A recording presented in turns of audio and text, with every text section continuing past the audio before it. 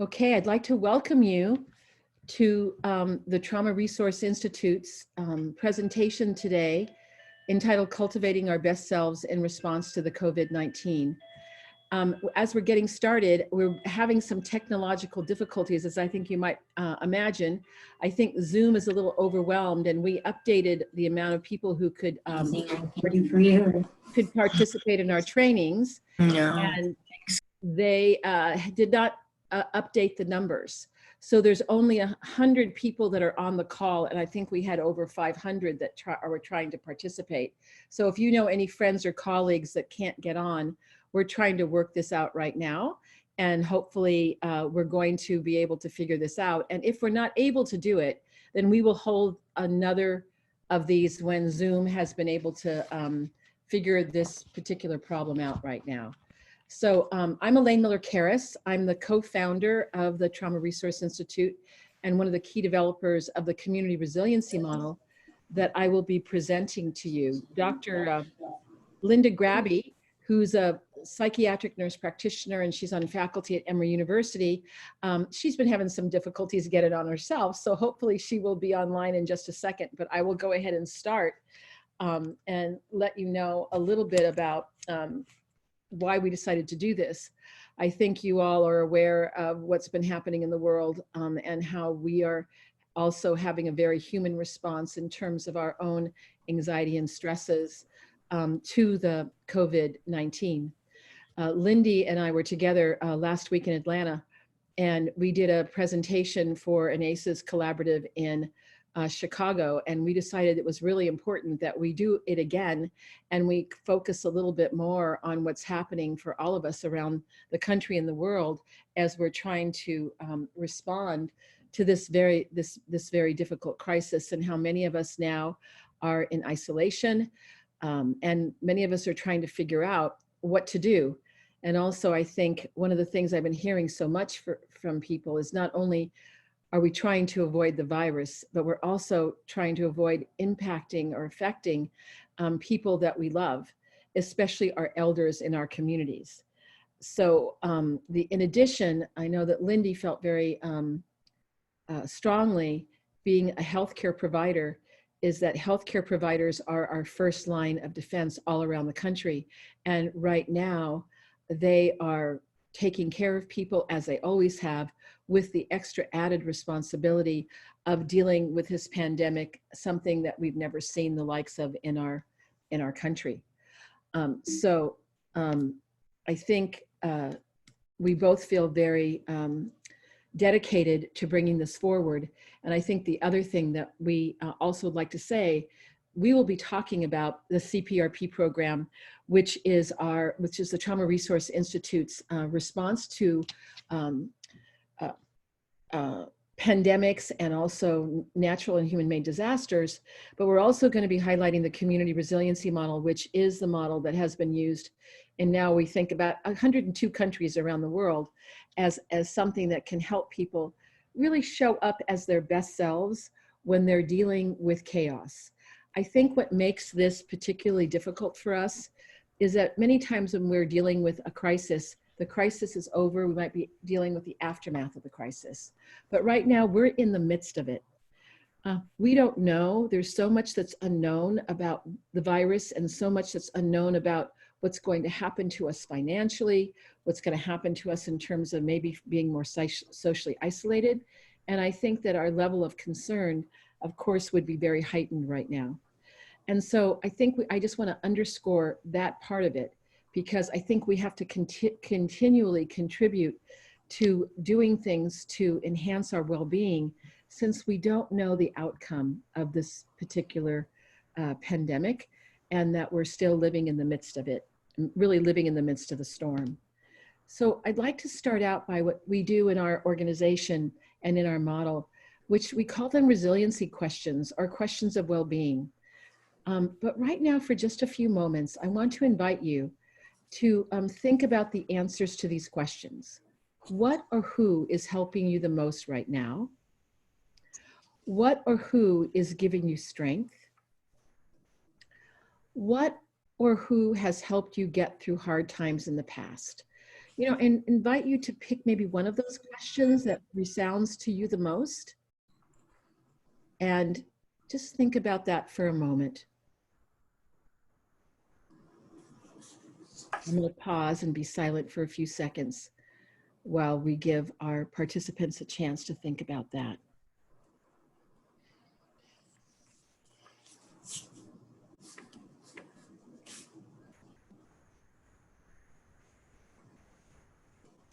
I'm going to share with you just a moment that what came up for me was I feel a lot of gratitude towards the staff of the Trauma Resource Institute, because we've been working really hard trying to respond to this, this epidemic, and they have done it with such compassion and kindness. And as I say that out loud, I can feel my muscles relax, and I also took a deeper breath. Now, this is called tracking or reading the nervous system, and you're going to hear me talk about this as we go through the presentation, because this is our foundational skill, which is helping us to be able to tell the difference between sensations of distress and well-being. And we'll talk more about that as we go forward. So we're something that we call a resiliency pause, which is what we just did. And it can help bring you back to a more balanced state in mind and body. And during this pandemic, or any times in our life when the stress is really, really, really high, it's important to remember what else is true about what's helped us get through hard times. So it's important for us as we go through this presentation that if you need to pause for yourself and think about one of the answers to those questions, is just to pause and think about that. I think I will, not only my staff, but I always think about my granddaughter as well, because she's one of my huge resources that really helps me get through hard times. So that's called a resiliency pause. So the next thing that Lindy and I wanted to emphasize was to know the ever-changing facts and recommendations that are coming from the Centers for Disease Control and Prevention. We've provided the website for you if you haven't gone to it, but the CDC is one of the most respected international organizations that really has kept a pace on many different things that affect us as human beings, but especially viruses. So we know that right now, I mean, just in the last few days, that the information has been changing so dramatically. I think it was on Friday that I heard, don't be in crowds larger than 500. Then it was 250, and then yesterday it was 10. So I think this is going to continue to change, and I think this is one of the things that gives us pause right now, because it's like, oh, we just got used to one thing and now it's another. So I think we're going to be seeing this as we go through the next weeks and months. And the CDC, I believe, is one of the most important websites. They have wonderful things on their website to remind us of what we can do right now. This is something that I just put on the PowerPoint last night. So this is showing you the world map of where they have outbreaks of the virus so far. Now, we are probably going to expect as time goes by that we're going to see it all over the map. But if you're one of those individuals that like to keep abreast of what's happening, you can go to this website and it can give you updated information about what's happening in the world.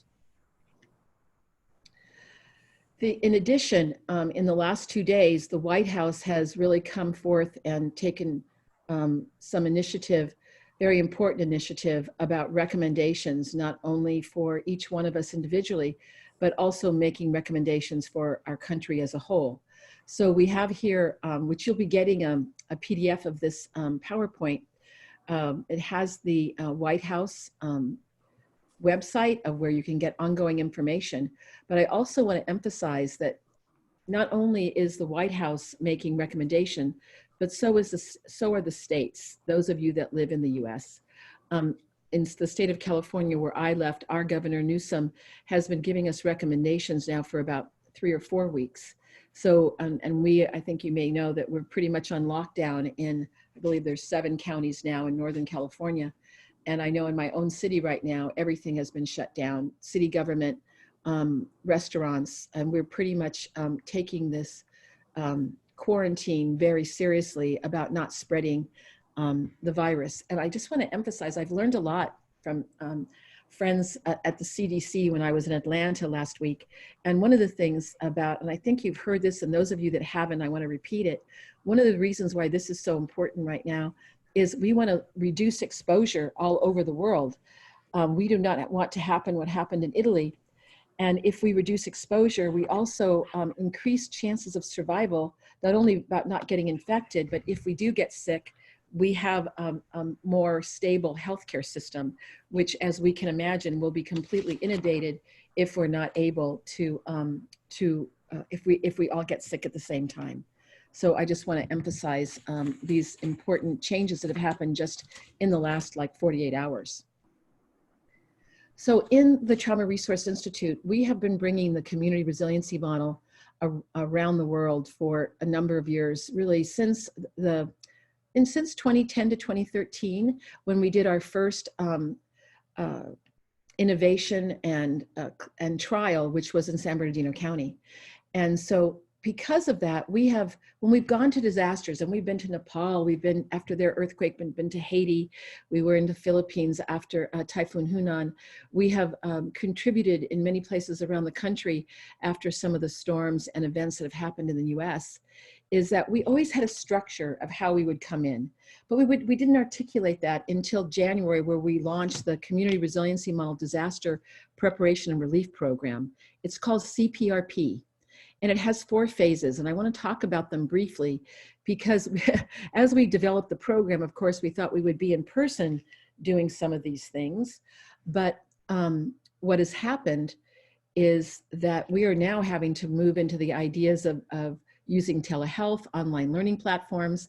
And as you can see right now, we had a challenge today because of Zoom not being able to enhance us to the numbers that we needed. So I think we need to turn to these platforms. We need to be patient. And we will be doing this again for those people who didn't get on. But the first phase is really community preparation. Some of you listening to this call have already been trained as community resiliency model teachers. We have a certification program. Many times people bring us in after disaster, but more and more organizations throughout the country and the world are bringing us in as a prevention, as one way to prepare communities when something like this happens. Of course, we think that this is one of the most important things because then people already have boots on the ground when something like that happens. Like recently, I've been talking to Jennifer Wallace, who represents the police commission in Washington State in terms of a program. She's actually the director of a program within that about bringing resiliency and trauma-informed assessments to law enforcement there. She's so far trained 250 law enforcement individuals in the community resiliency model skills. So as we've been talking in the last 24 hours, we really feel that her group there, and so far she has 9 trainers and a number of other people who've been trained in our therapy model called the trauma resiliency model. One trainer can train a lot of people. And now that we're using online learning platforms, we can teach the skills to a much broader base. So they brought the community resiliency model in for one purpose, and now they're seeing that it can expand to another purpose. So phase 2 is something that in the Trauma Resource Institute, we often can't do because we are not the emergency responders when it's happening at the time. In this event, we can be because we're using our learning platforms to talk to people like all of you right now, and we have other plans to do that in a broader way for our world community. But those of you that have been trained as teachers or that are Krim guides, you can do it right now by using your online learning platforms in your own communities to bring the skills to people, because we have a lot of captive audience right now of people that can't go many places. But these are also the people when there is a response, like if there's a shooting, for example, if there's boots on the ground, they're responding immediately with these skills that we know help to stabilize the nervous system. So phase 3 of the CPRP meetings are usually when TRI's brought in, which is after the fact. We do many community meetings where we teach the basic skills to help people get back into their best selves in mind, body, and spirit. And you can see all the different groups on the slide. We work with faith-based coalitions, first responders, families, and survivors. Right now, we are in the process of getting through this. So in terms of surviving, there may be many individuals who get through this virus if they get exposed, and we know that there's going to be many more that get through it than don't. But at this point, we're all in the midst of the storm because of the unknown. So using these skills right now is really one of the most important things. And then phase 4 is what we call triage, and that's referral. Many of us may need more support than wellness skills right now. So we know that there are many county and state agencies that are putting together their online learning platforms and also telehealth so that people can get mental health services and other kinds of services through online platforms. And I know this is a big switch for many of us that we may not have been used to using these kinds of platforms. So these are the 4 phases, and we're calling it the CPRP program. And so we're going to be talking about one of the key elements of the program, which is the community resiliency model. Elaine, so, yes. Can I interrupt real quick? I have Lindy online. I'm going to see if she can. Fabulous. Thank you, Mike. Lindy, are you here now? Hello. I can hear you barely. Okay. Well, I will speak straight into the... Okay, that's better now, Lindy. That's much better. So I've gone through quite a bit already. I'm at the community. I know where we are. So, you know where we are? Perfect. Okay. This is your part, so this is perfect. By way of introduction, I'm Linda Grabby. I teach nursing at Emory School of Nursing. I'm a family nurse practitioner and a psychiatric nurse practitioner. So I've been teaching this model. It's very handy and simple and effective. So there are 6 wellness skills, and this can be used by any age group and any culture, and you don't even need to read in order to use these skills. And it's all about creating a common language so that we can really communicate about our reactions to stress and trauma. The cornerstone concept is called the resilience zone. So this is like the bandwidth that we have to resist stress and trauma and its impact on our bodies. So if you look at the wavy line, this could be interpreted as mood, but it's actually it's also our nervous system activity. So the upslope is sort of the accelerator, the sympathetic nervous system, which prepares us for emergencies or times when we need to be very active. But then the downslope is the parasympathetic nervous system dominance, and that's where we restore our energy. So this is the normal ebb and flow throughout the day. We have this accelerator and then the brakes, accelerator and the brakes as we go through our day. And as you see the pictures of the children here, you could see that you can be inside your resiliency zones with this internal state of, or the okay zone. You could be worried, excited, tired, or sad, and maybe even angry. But as long as you can interact with others successfully, you're still inside your resiliency zone. So Krim is all about widening the bandwidth of the resilience zone. And then when we get knocked out by too much of the brakes or accelerator, techniques to get back into the zone. So here you see that it's possible to respond to stressful events in a way that sort of throws the nervous system out of kilter, and where we see either sometimes excess of the accelerator or excess brakes. And we can see that in ourselves, in our family members, in our children. And it's possible to actually leave that zone and get stuck out there on high. And when you're stuck on high, you have the symptoms of irritability, anger, sort of panicky feeling, anxiety. So I think a lot of us are moving close to that edge there because, you know, there's a lot of reasons to be anxious right now. And then alternatively, sometimes something can happen, a trigger or something stressful or something that just accumulates over time, and you can get thrust out of your okay zone into sort of a hypo-aroused state. And that's where you feel sad and depressed and isolated and even disconnected. So Krim is all about being aware of where we are in our resilience zone. Are we in it? Are we out of it? Are we on high or are we on low? And I think, Linda, it's very easy to teach this to children, which is why we use this graphic this time. Because I think right now, I mean, I can't imagine when my kids were little, if I had to be inside with them for 2 weeks straight, how that might be. And this may be longer than 2 weeks.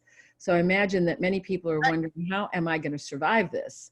But I think if we can talk in this language and help our children understand these zones, then they can talk this common language too. And you can say, oh, mom's out of her resilient zone. I'm really stuck on high. I need to go do something. We're going to give you some ideas to do something. And you probably already have ideas, but these are very simple skills that can be taught to children as well as the adults in their life.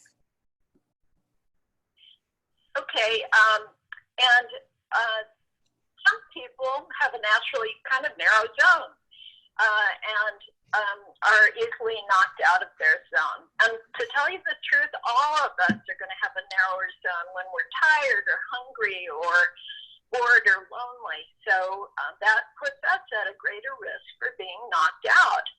So alternatively, some people have a very deep zone, so it's a greater tolerance for stressors. And that's really what we want. And we believe that through this set of skills that we're talking about right now, you will develop a wider zone over time. You know, and I think, you know, this to me right now and what's happening in our lives, I think I was in the grocery store the other day and I definitely was I just had gotten off the plane coming from Atlanta. I was a little bit worried about being on the plane in the first place because I'm over 65, and somebody said something kind of nasty to me behind me. And I mean, and I have to say, I was pretty distressed at that person. My zone was so narrow at that point. So I just think that, you know, many of us aren't going to be going to grocery stores, but I think that when we're just in our activities of daily living, that we're going to see a fluctuation like this. And I was talking to a friend of mine, and she says, oh, we're instituting resiliency pauses. My kids like to dance. If I'm seeing everybody getting at each other, I'm going, okay, resiliency pause. Let's all move. And so whether it's move or sing or whatever you decide that you do with your family, there may be things that you can institute that can help do something also collectively that reminds us all that we have skills and ways to widen our resilient zone, even when we're dealing with the most horrible stresses of life. I was recently in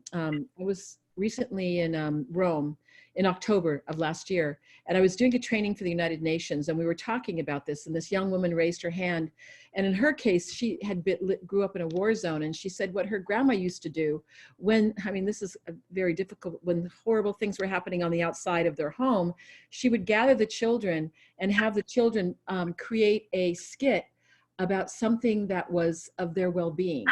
And she said, I can remember we put costumes on and we sang and we danced. So she said, when I think about what was going on in my country, I really think about my grandmother and how my grandmother cultivated our skills of resiliency. And I think these are the kinds of things that we can do now, because I know that many of our children too are worried. You know, they may say, you know, mommy, am I going to die? Am I going to be okay? If we're listening a lot to the news and people are talking about deaths, I mean, we can be happy to say that this virus doesn't seem to hit children under the age of 10 in the same way that it hits adults. But with that knowing, kids often interpret things in a way that they don't tell their caregivers.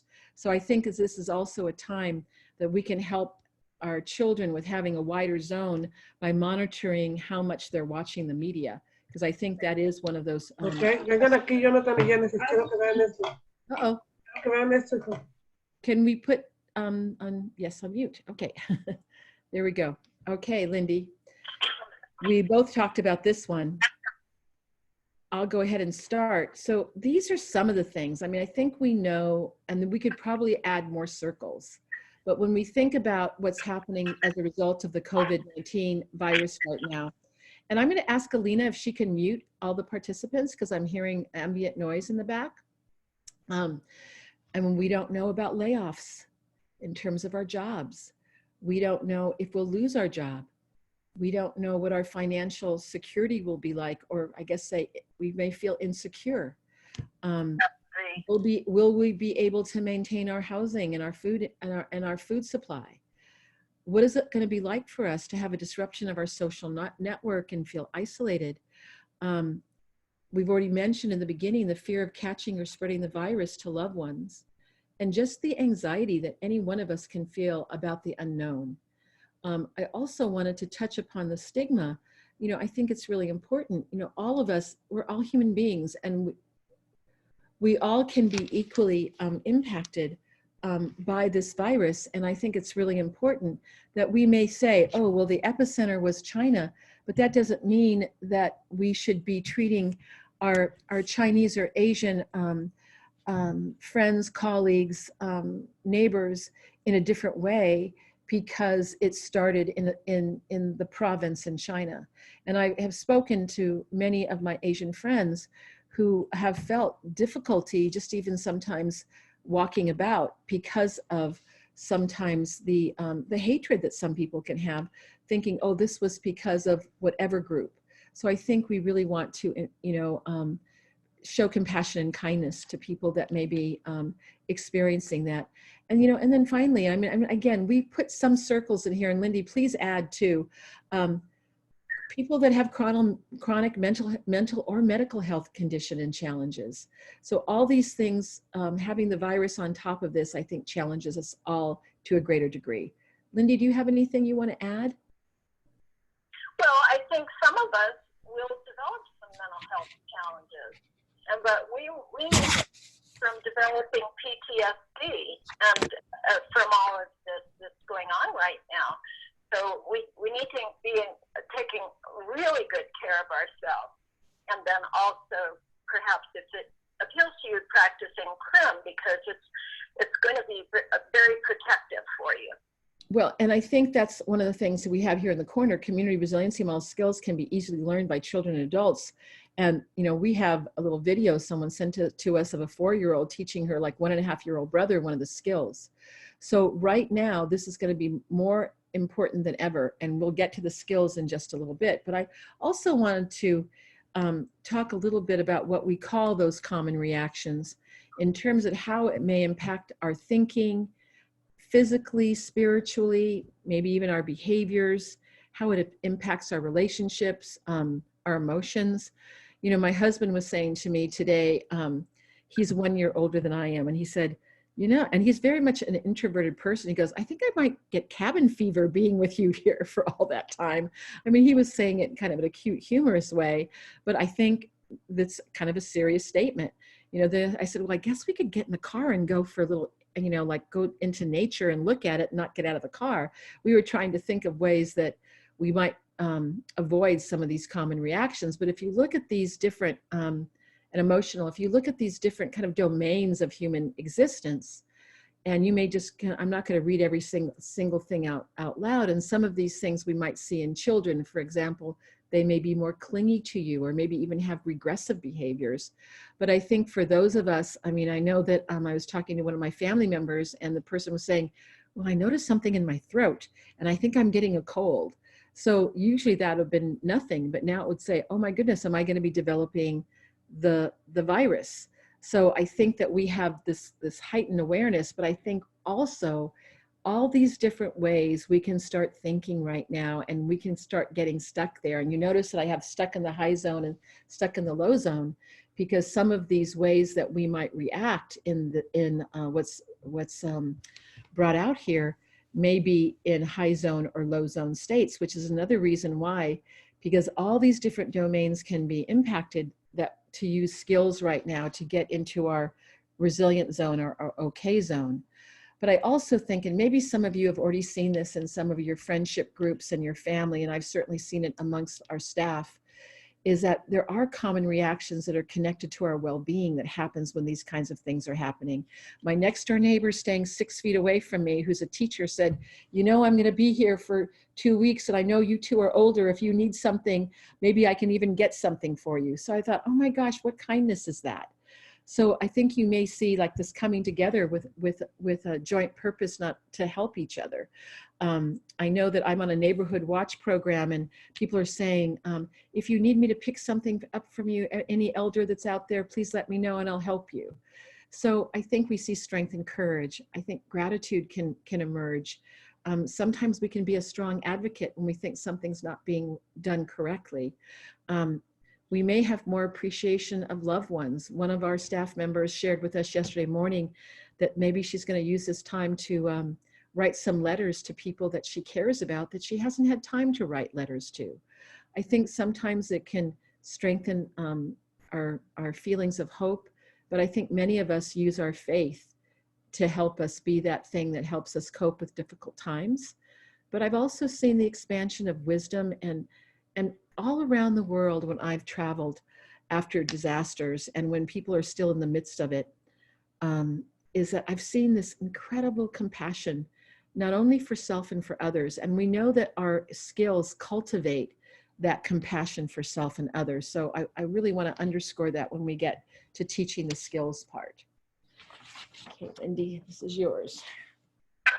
So Help Now is one of the skills, and I'm glad we put this quite up front, because if you notice you're leaving the resilience zone or you're getting right up there on the edge, then there's certain things you could do to sort of interrupt that process and keep you in your resilience zone.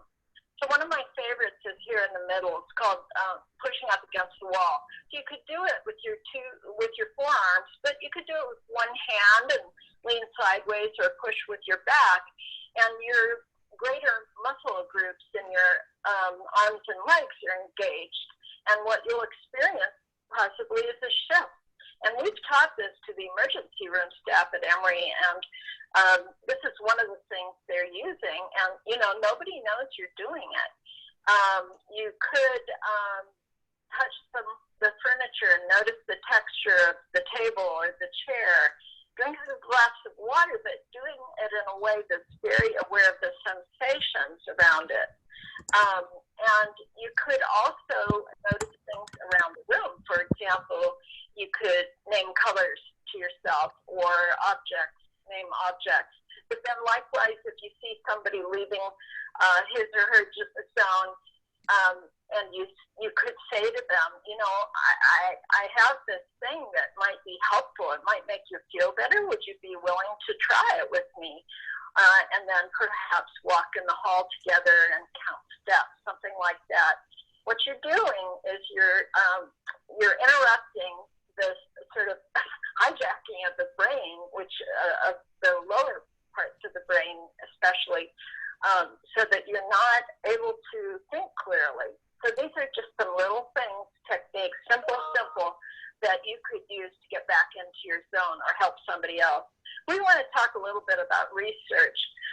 Just for one second, Lindy, I just want to also say, we also call this Reset Now to Help Now. Some people like the Reset Now name of it rather than Help Now. So if you see that on some of the material, you'll see that it says Reset Now.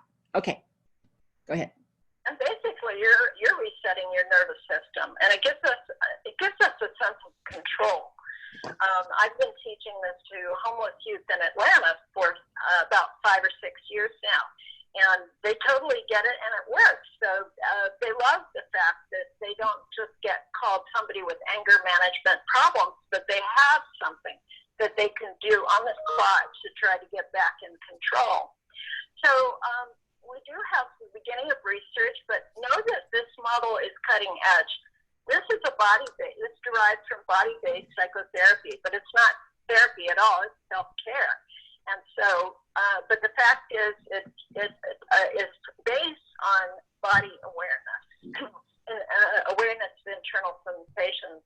So after the Ebola crisis, Krim interventions were done by Loma Linda University, and they have significant improvement in resiliency and reduction in trauma symptoms. Secondary traumatic stress, that's something we're at risk for now, and depression and anxiety. And then they were sustained after 6 months. Another study, which was done in Rwanda with genocide survivors, also showed the same kinds of improvement.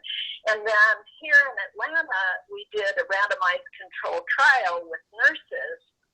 And among the nurses that volunteered for this, we found that a third of them already had poor well-being and resiliency, even possible PTSD, lots of somatic symptoms. So those are the kind of symptoms in the body, like headaches, stomach aches, sleeplessness, all these kinds of things that are, can be a real impediment to working. And this is how we express stress and trauma, actually. So we have here something that actually helped. We had the nurses were randomized into 2 groups, and the Krim group, after just 1 3-hour classes, had a very powerful effect on improved well-being. And they were practicing the skills, and we'll show you those at the end after you know what the skills are. But they also had reduced secondary traumatic stress and physical symptoms. So we're really excited, and this research has been published. The URL is there, and you're welcome to look at that. I also want to say that right now, we talked about this in the beginning, is that our healthcare providers are really, they're first responders, but also are, police officers, fire, people that, are EMTs. There are many people that are first responders right now that also could have similar symptomology before we ever had the pandemic. So right now, I think if we know folks that are in this field, we really want to help them understand. I think this study is very important, and it can be generalized to other groups that are first responders. We're going to go into the key concepts right now. And I also, one of the questions in the chat, we keep saying Krim. Krim is the community resiliency model. We just are using an acronym when we call it Krim. So Krim's focus is on the biology of the human nervous system. And you heard Lindy talk about that a little bit. Well, I know that if I start getting a little bit upset about the virus, I start feeling my heart rate go up a little bit. So I know when that happens, I can start to say, what else can I do maybe to bring my heart rate down? If I think about my granddaughter, that always brings my heart rate down because I love her so much. So we know, as we've already talked about, there are common reactions to stressful and traumatic events. And it's really important that we expand our awareness to know that it not only affects the mind, but the body and the spirit. And this is why we have this concept. This is really about your biology. You're not mentally weak if you have reactions like we mentioned earlier. So within the community resiliency model, we help people, children and adults, learn to read their nervous systems to return to that zone of well-being that we call the resilient zone or the OK zone. And the skills are pretty simple. And the model is based on the natural rhythms in nature that also exist in the human nervous system. Like here in California right now, in Southern California, we are having rain, which is kind of unusual for us. We usually have very sunny days, but we can also have storms in our body. We can have sensations of distress and discomfort that plague us. And when we've been reminded of other things that are happening or just the worry about the pandemic, we can be sensing those storms in our body right now. And so one of the things that we want you all to learn from us is how to start paying attention to your sensations of well-being, because we all have them, but we sometimes don't pay attention to them. But when we do that, it can transform our experience. I often use the analogy of a garden. And most of us, have seen gardens, and every place in the world I've been to, they always tell me there's weeds in gardens. But what if you wanted to grow some vegetables right now so that you would have nourishment for your family and for yourself? But maybe you decided, well, maybe I'm just going to pour water on the weeds. What would happen if you just poured water on the weeds is that the weeds would grow and your vegetables would probably not grow as sturdy or as healthy. So this is important for us as human beings to start paying attention. And you're going to hear this again from us again and again, sensations of well-being. And because when we pay attention to sensations of well-being, there is a big fancy term called neuroplasticity, which really just means the brain can change. So even if you feel like you're stuck in distress right now, and maybe it's a familiar distress because maybe you've been having a stressful life before the pandemic started, is that you can start cultivating more of your well-being, because when you do that, it helps us have better access to our part of the brain called the prefrontal cortex, which helps us make better decisions about what to do right now when we're in the midst of the storm. We also know through research that's happening in different academic centers in the world is that there's another concept called neurogenesis. And what that means, it's the ability to create new neurons or brain cells. And the ability to create new connections between brain cells throughout a lifetime. So that means if you have a well-worn pathway where you always get distressed and you're anxious, you can start developing a new one, just like we see in this image of the brain that's very colorful versus one that doesn't have a lot of color in it, that we can make richer pathways that pay attention to our well-being. And that's one of the reasons why we want to teach people and we want to help you understand a little bit about anatomy and physiology, because anatomy is just the structure of the body parts and their relationships to one another, and physiology is the functions of the body. So Krim uses this observation and knowledge of patterns of the nervous system to help people learn to tell that difference between sensations of distress and well-being, because we want you to know about your nervous system. And Lindy already mentioned it. We have the accelerator and we have the brake. And when we have the accelerator, that's when our breathing rate gets faster, our heart rate gets faster. If we could see our pupils, there's increased dilation, our blood pressure would be up. We might even sweat a little bit. Stress hormones are being pumped into our system. And maybe we even get a dry mouth and our belly feels a little bit uncomfortable. Because if we get stuck there, it's not good for us. And some of us are getting stuck there right now because we're living in worry. And so it's really important. I mean, the sympathetic nervous system is part of our well-being as well. We need it when we need to respond to a threat.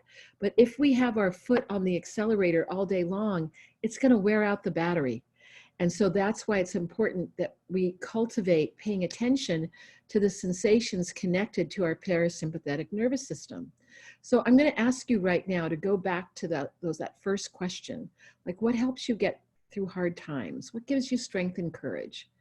For many of us, when we think about the answer to that, which I just did, I just took a deeper breath. So I just accessed my parasympathetic nervous system. So the breathing rate slows down, the heart rate gets slower, the pupils may start to constrict. If we had a blood pressure cuff, our blood pressure would be going down. There would be decreased sweating, and also the turning off on those stress hormones. And we might even feel our stomach gurgling, and we feel saliva in our mouth as our parasympathetic nervous system is coming back on board. So this is kind of one of the cruxes of this model, is to help you tell the difference between these sensations that, if they get stuck, could be distressful versus the ones that are connected to your well-being. Because if we put our resiliency mask on first, and if we operate in a parasympathetic state, or even if we're a little bit on the sympathetic side, but we're feeling good because maybe we're excited about something that we're happy about, if we learn to stay and put that mask on first, then we can help our children and the people we care about when we're in the midst of this crisis in a much better way. Okay, Lindy, this is your part. Why biological intervention? Well, we know that trauma and stress are etched in our bodies and our nervous systems, and so that's why Krim is helpful, because it uses the body, uses biologic tools to respond to stress or trauma. So we have a picture from ACE Connection here, which is about 3 types of ACEs. That stands for the adverse childhood experiences. So 20 years ago, the folks at CDC and Kaiser published some landmark research about the stress and trauma, the toxic stress and trauma that can happen with children before the age of 18, and its repercussions across the lifespan. So we know that almost, between 70 and 80% of the population, that's just everybody, has had one or more of these ACEs. So in the treetop there, you see the ACEs. So those are the abuse and neglect, and it's also the family dysfunction, such as having somebody with untreated mental illness or incarcerated or using drugs, for example. So these have a huge impact on health later in life, and we recommend that you look at the CDC website to learn more about that.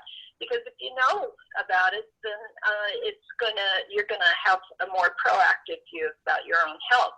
We now know, though, that there are community variables that significantly add to childhood trauma, and that would be poverty and community violence and things like that, structural racism. And now we have this third element, which is environmental traumas, and we're in one right now.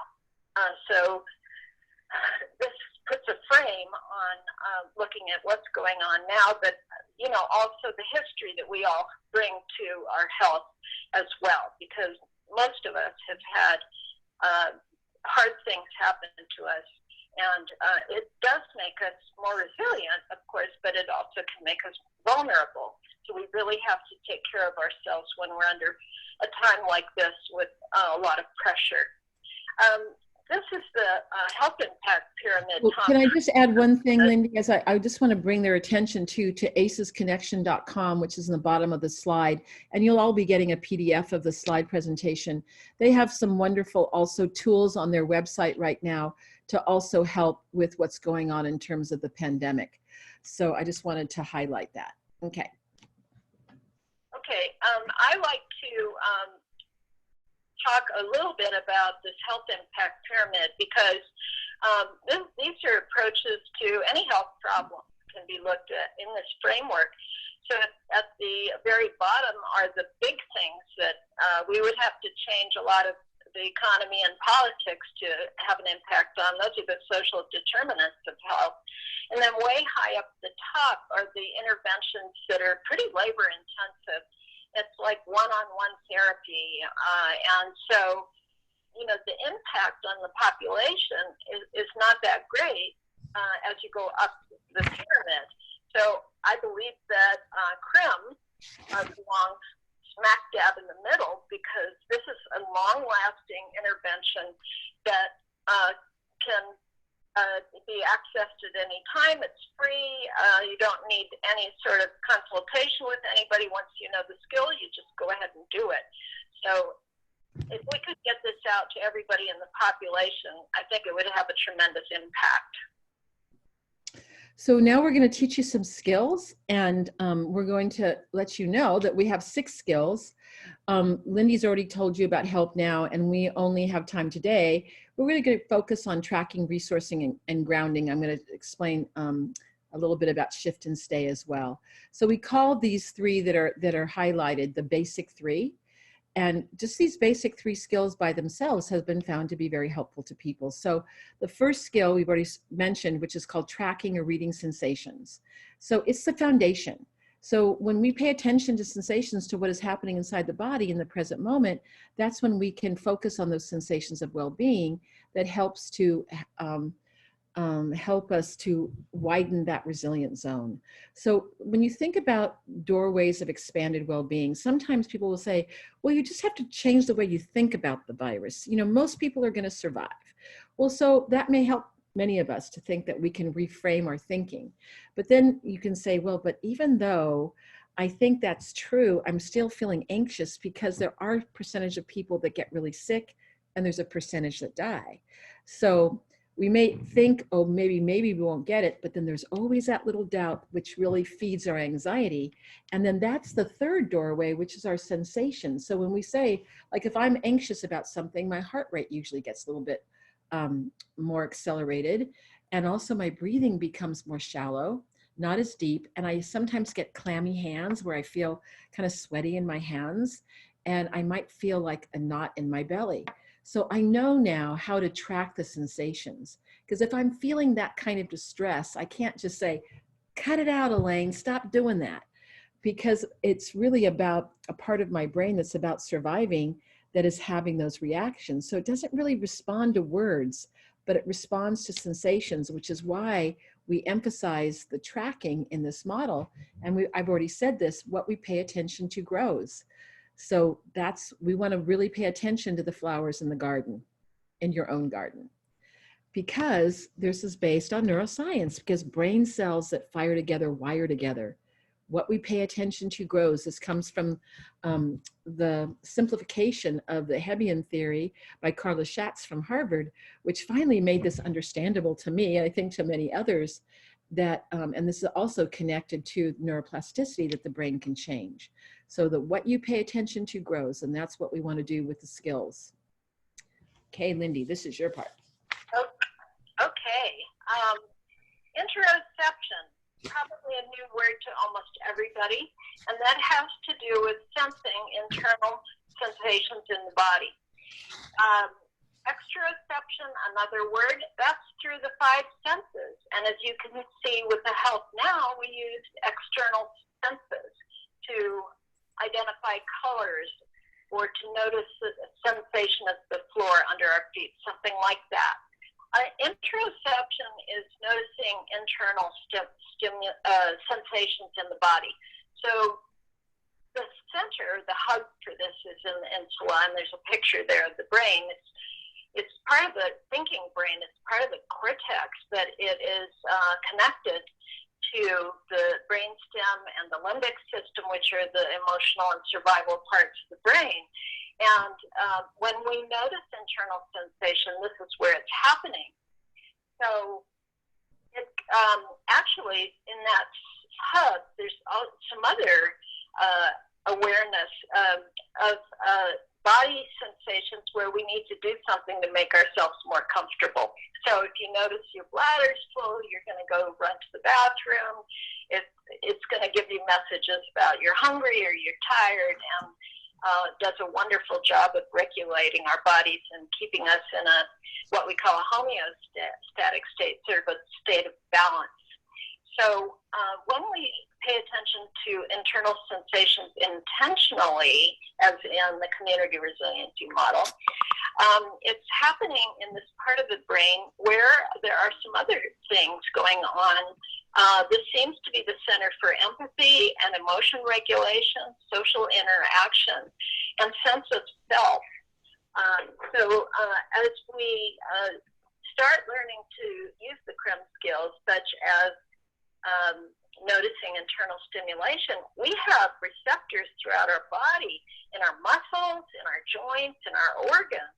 And when we start noticing them, as Elaine said, that's when we can tell the difference between sensations of distress and sensations of well-being. And if we notice we're distressed or feeling outside our zone, then we can shift into the parasympathetic mode, and which is a recovery kind of thing, and it does a lot for our well-being. So we pay attention through tracking, and then also it can increase all these things like a better sense of self. And I actually think that with patients who have PTSD, that this is a way to get back a sense of self, because trauma can change us. Okay. So I just want to, can I just add one thing too, Lindy? The bottom point, body awareness can reduce impulsivity and promote emotion regulation and clearer thinking. I think what was exciting to me about this work is that we've been teaching about the nervous system and the felt sense for a long time. But when I started seeing this research emerging, I thought, oh my gosh, if we learn to track our sensations and telling that difference between sensations of well-being and distress, we can control our emotions better. We can think clearer. We can reduce sometimes when we're impulsive and we get into that high zone and we say things like, oh, I can't believe I said that. And maybe we've done it so many times, we think we can never put the brake on. So if we can start to develop better interoceptive awareness, better understanding of our sensations, we can really change the way we walk through the world. But right now, with this virus going on, we're going to have a lot of sensations about a lot of things. So if we can start reading our nervous system and paying attention to well-being, it may really change how we walk through this to be in a calmer state as we talk to our kids, interface with people online, and just and actually how we take care of ourselves. Okay. Right. And I was just thinking about how we're not supposed to be touching our faces now, but if we have that interoceptive awareness, we can notice when that's happening, and it may give us more control rather than reaching up and scratching around our eyes. We do believe that we don't have the hard research yet, but we know that with mindfulness interventions, the brain changes. And through these sensory awareness skills, we're definitely impacting learning and making connections. So it's all about connections in our brain and neuroplasticity, and we can nurture this capacity for resilience. The bodies in the slide show a study that was done with 700 people on 2 continents, and they drew either yellow or red for activation or activity in the body parts, and then they did blue for those areas that were deactivated, sort of feeling no energy at all. You can see with depression there, the limbs are just dead almost. Is it any wonder that people who are depressed can't get out of bed? They do not, their bodies are reacting to their emotional experience. So, and then if you look at anger, you see it's the torso and the hands are just lit up.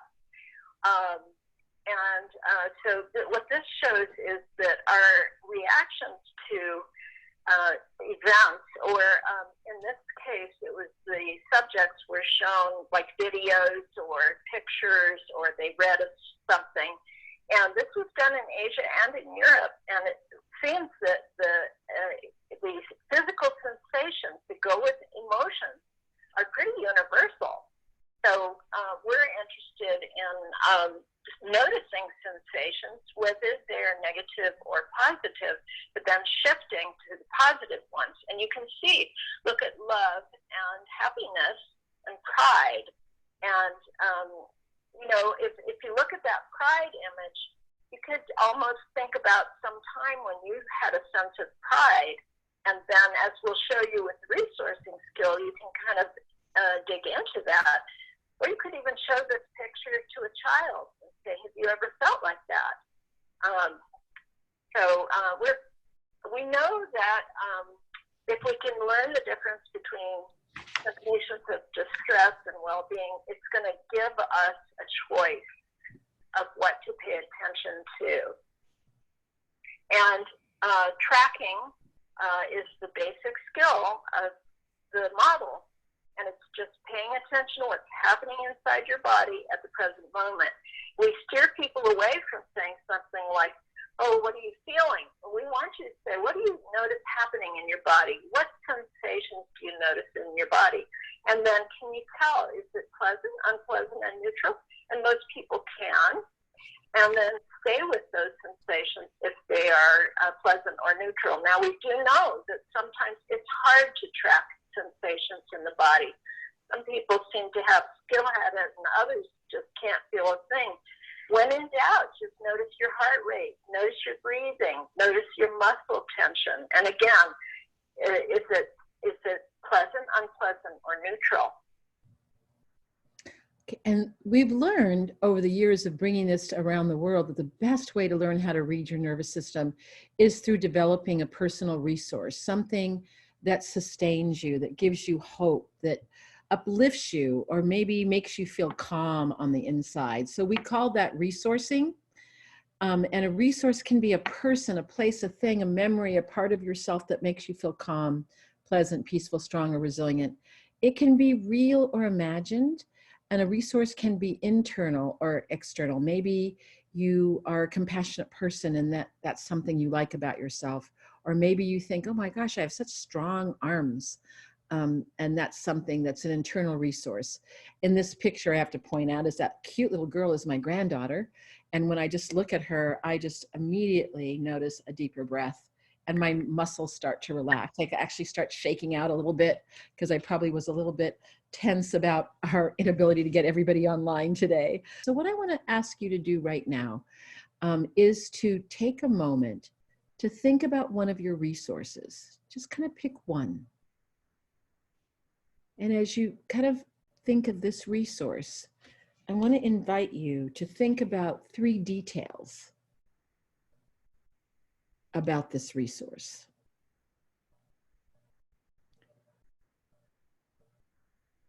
Kind of fill in the picture.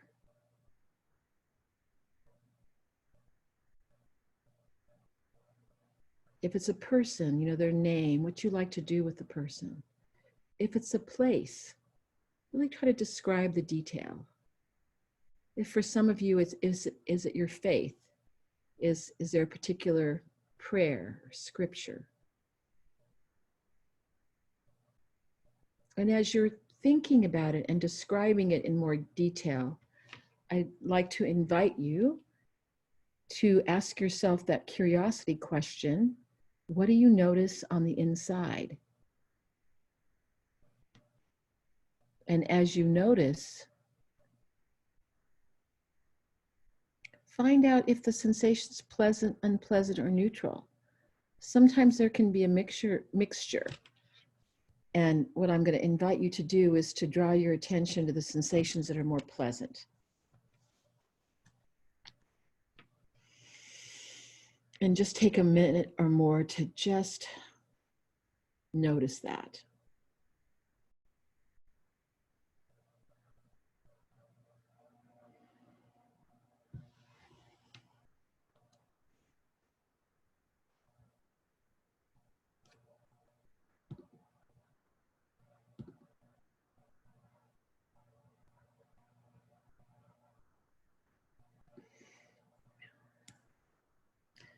So that is creating a resource. We're going to go, someone just asked me about the time. We're going to go to 1:15. So we have a few more minutes, and also Lindy and I will stay on as long as people have questions to answer any questions that you have. We have a couple more skills to teach. And Lindy is back on. Okay, great. So this resourcing part now is about children. So when you think about your kids, what's their favorite friend? Do they have a favorite pet? Maybe there's a favorite game that they have. What's the kind of activity that they like to do? And maybe if they like to read books, or if they like to do a video game, or there's maybe a movie that they love, who are the favorite characters. So you can create books of resources. It's one of the things you can do. You're going to have plenty of time to be with your kids. Some people create a booklet or a box of resources so that you can pull out, and if they're feeling out of their zone, saying, I wonder if there's something in your box of resources that you could pull out that might help you right now. So we want to cultivate not only the resources within ourselves, but also within our children. And these are just a couple of ways to do that. I think sometimes children also can if you are able to go outside and it's a safe space, that there's also different games in terms of feeling their muscles move, and movement is very helpful for children at these times, and different kinds of songs that they may like. So that is, so you learn tracking and resourcing, and now Lindy is going to talk about grounding. Okay, so grounding has to do with contact with surfaces that we're in touch with. So, for example, if we feel the support of the floor underneath our feet, the chair, it's gravitational security, and we need to have that. And when we're grounded, we have a sense of self and in the present moment, so that if you ground yourself, you're not going to be worrying about the future or upset about the past. So we can ground on any surface. We can even do it as we walk outside or inside, lying down. We could do it in bed. We even could do it while we're floating in the water or swimming. We can notice sensations of support around us. When we use grounding, we're having that shift into the parasympathetic mode, into that restorative part of the resiliency curve. So this is one way that we can get back into the resiliency zone if we get knocked out by simple grounding. You can notice the texture of your clothing, your skin. Is it moist? Is it smooth? Your grounding. So, I think it might be nice if we can just invite you for a few moments to notice where you're sitting or standing or laying down, and just notice how your body's making contact with a surface. Problem with sleeplessness at night, this is a handy thing to try. Notice the cool of the pillow when you turn it over, and the sensation of the sheets or blankets. So these are ways that you can use this kind of grounding thing right away. For me, I do a lot of speaking to people. Sometimes I get out of my zone. Notice that big yellow hand. I sometimes just ground through my hand, and when like right now, I'm putting my hand on a table. I'm feeling that it's cool. I'm feeling that it's hard. Oh my goodness, and I just took a deep breath. So there you go. Sometimes something as simple as just paying attention to that can make a difference on the inside as well. Notice you're doing it. Yes, I'm doing it right now. There's another thing. I'm going to ask Alina to send this to people. We have an exercise that's called grounding like a tree that's really fun to do with kids, where they imagine themselves as being any tree they'd like to be, and notice how their trunk and their feet is connected to the ground. And this may also be something that's helpful for them right now as they are going through being at home and their lives changing a lot as well. So this final part is about shift and stay, which is one of the final skills. And that is, of course, we've been already talking about identifying sensations of distress. Once you sense that, you can now shift your awareness to a resource. Like if I was to do that, it would be to my granddaughter, where I can feel my body start to return to normal and to feel more balanced on the inside, an equilibrium. I might ground through my hand, or maybe I would push against the wall or have a glass of water. These are very simple skills. And people sometimes say to me, is it really that simple and it can have that result? Well, that's what our research is showing. Sometimes it's the simplest things that can have the largest impact on us. So remember to shift your awareness to any one of these skills. And you have skills that you had before you listened to this conversation. So whatever those things that really support your well-being, you also may want to start paying attention to the sensations connected to that, so that you can shift from distress to well-being. And honestly, children can learn this so easily as well. And sometimes they have an easier time describing sensations than adults do. Okay. So a little bit more about research from Lindy. Yeah, now that you all know the skills that we taught in this session, and then those are exactly the same skills that we taught in the nurse study. This was just a 3-hour class and one-time thing. And we also have done this since one of our doctoral students at Emory School of Nursing replicated the study, but she only taught it for 1 hour, which is what you just got. So we asked the nurses, what were they doing and when? So they were using resourcing, trucking, and grounding. Here's help now, pushing up against the wall, noticing grounding on a ring or the fabric of scrubs, being still, touching surfaces, that's part of grounding, being aware of the body. So when did they do these things? They were using it as they left work, but at work they were doing it in clinical situations that were scary and stressful, chaotic, hectic, difficult family dynamics. Getting upset and after a difficult shift, and then at the bottom there, this nurse identified that she could pick up on her body when she was feeling overwhelmed. She noticed that her heart was going faster, she was breathing harder and sweating. So this just shows that the nurses were able to key into their own resiliency zone, notice their own distress, and then use a skill. And it had an effect on their well-being, even a year later, which is when we checked it. We really would, like you to share this webinar with healthcare providers if you know them, because those paramedics, pastors, these are frontline care providers and might benefit from learning these skills. And the beauty is that you can turn around and use them right away with other people, so you can resource somebody and help them to feel better right away.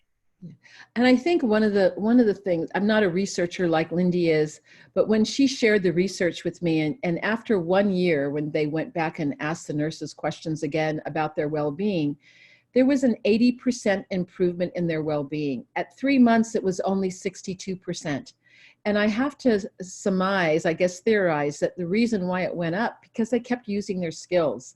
So this is I think it's a perfect example of what you pay attention to grows. Would you agree with that, Libby? I can also do this as many times a day as you want. Yes. And so that's in that good restorative state, and it will have a beneficial effect over time. And so, and right now, I know that many of us are facing things we've never faced before in our lives. We're worried about our health, our well-being of ourselves, our families. We're worried about our financial security and how we're going to support ourselves if we're off of work too long. So I think right now, there's never a better time to do this and to learn the skills. We have a way that you for free can go and use the iChill app. Now, it actually is being updated by Apple right now. It has been updated. Oh, you're kidding. We have a new color. Oh my goodness. Michael, I can't believe that's happened. I'm feeling very happy inside. I hope so. So it's a different color. I'll tell you, once we send out the PDF, can we put the picture of the new color of the PowerPoint of the iChill app? But anyway, it's free. You can go and download it right now. It's in English. In about a month, it will be in Spanish as well. So it is there for you to use and to reinforce what we've just talked about today. I also want to tell you a little bit about what we at TRI will be doing. So hopefully we're going to work out the problem with the Zoom thing with Zoom, but we're going to be having more online learning of skills. We're going to be launching a 2-day training for the CPRP program. We do consultations for our Krim teachers globally if they have questions about how to bring forth this model in the face of the epidemic. And we'll also be, I can see there's a little mistake there. We'll be launching an online learning class called the Family Resiliency Program that teaches the skills to parents and children in an age-appropriate way. And we will also be working on, this is going to be in a couple months down the road, our first online Krim teacher training course. So stay tuned, go to our website. We'll be updating folks on this as we emerge with more information. And we also want to tell you about the United Nations online curated library. It's also free.